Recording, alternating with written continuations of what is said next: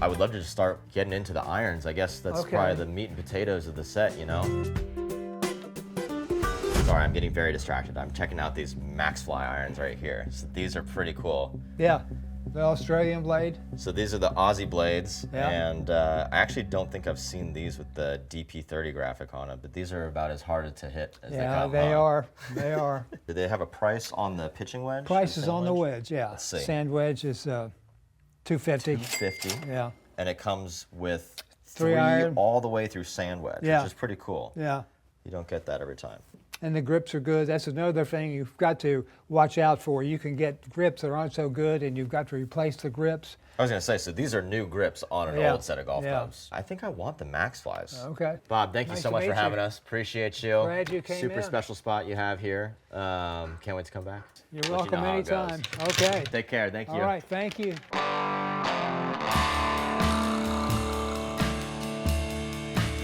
We are here, Pinehurst, course number 10. This is the 7th hole. It's a par 3, and we are testing out all the clubs that we just got at Robert's Golf Shop. I have my handy dandy yardage guide here for Pinehurst number 10, and if we flip to the 7th hole, it's going to tell us to avoid the thumbprint bunker front and center on this deceptively difficult short par 3. We are playing the blue tees today, and I just walked it off to 153 to the middle of the green. However, we have basically 17 yards behind the middle of the green. So we're maxing out at 170. And yeah, we're gonna try to hit a 7-iron there. So let's see how it goes.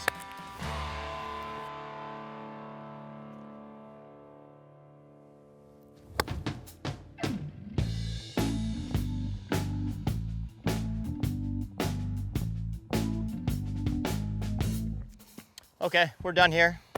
I win. So total distance 160, carry distance 153. We were a little left to target. We were really just kind of looking for feel and playability. I hit that off the deck, no tee, and we did not take a divot because Tiger Woods said don't take divots. So we didn't really get a good chance to feel like the turf interaction with this very, very, very sharp leading edge. But I've got 20 feet for birdie. Do we want to gather more data and hit one more? Get ready for the Creator Classic. That was a little more from the inside. That was a little shorter. It's 156 total, 149 carry. Not great contact either, but we can get up and down from there. Now we've come to hole number 8 at course number 10. Don't know if you can see what I'm looking at, but it's nothing. There's no green, there's no nothing. It's hidden behind this like cool little dune. We're looking at 131 to the front, and we want to give ourselves an uphill putt. So something between 151 and 131 would be good. I am hitting a little bit into the wind, so let's hit an 8-iron.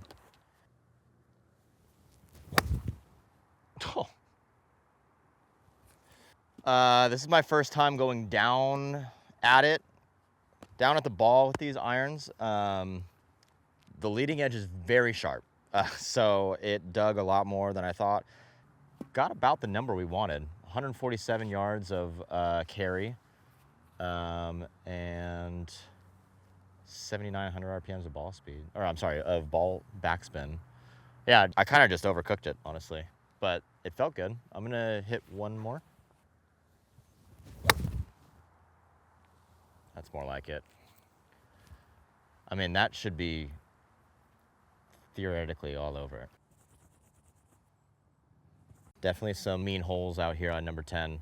9 is gonna take you to the north part of the property and swing you back all the way around to here. Beautiful, beautiful, beautiful look at the property.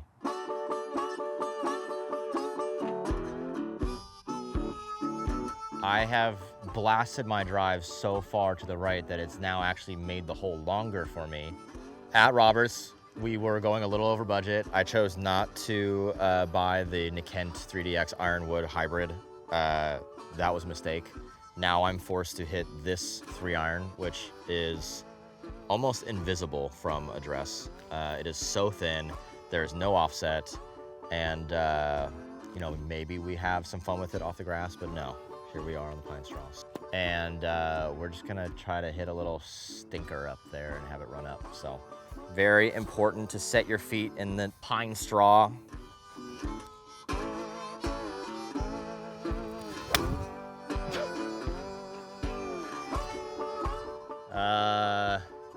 We almost missed the grooves there. We hit that right there. I bet you, not even looking at the launch monitor, I carried that like 170, 175 carry, 187 total. So that's gonna leave us,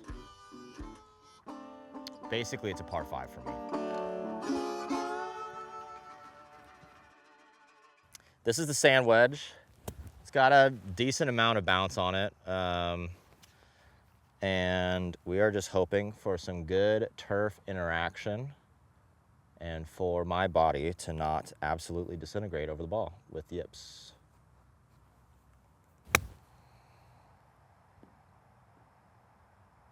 I felt like I hit that pretty good. The bounce kind of just like ripped through the turf. So I feel like I didn't get that like kind of like clicky like bite feel with that chip, which is why it went really long and probably didn't have that much spin on it. Okay, hole 10, course 10. We have 180 to the middle, pins in the back a bit. I'm calling it 186, 187. Let's try to get a 5-iron to the green. Kind of on the toe. It felt decent. We're gonna go see where that ended up. I would guess that it's a little short. Yeah, these things really like to dig. The leading edge is no joke. Definitely takes some getting used to on this type of grass. I have some initial thoughts. I think I might need to sleep on it a little bit just because, let's be honest, I didn't play my best. But I actually quite like the irons. I think that they require maybe a little bit of adjustment. I think that the leading edges are really, really sharp. And I think that the shafts are pretty heavy, and these have like the mid-size +4 grips on them. So I think some of the swing weight is a little wonky. We hit some pretty wild iron shots, but they also just ended up being on the green like we did on 8 and like we did here on hole 10. I think I would just like to have a little bit more confidence in some shots like that. Thank you so much for coming along and watching us pick out some golf clubs on an extreme budget and play Pinehurst number 10. We'll see you in the next one.